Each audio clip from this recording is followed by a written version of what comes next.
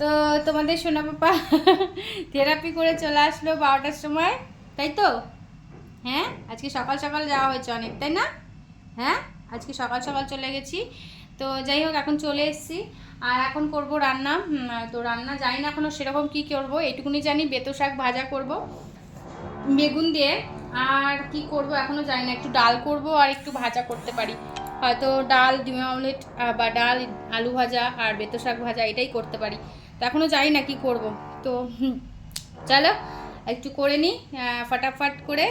দেখো দুষ্টুটা এখানে কোলের মধ্যে বসে কি করছে, আবার কানে কি লাগিয়েছি, এটা এটা কি লাগিয়েছিস, একটু বাজাবি, একটু বাজাবি? বলে না না না, মেরি हाँ बन गई, तू तू तू मेरी जा बन गई। হাসি দেখো।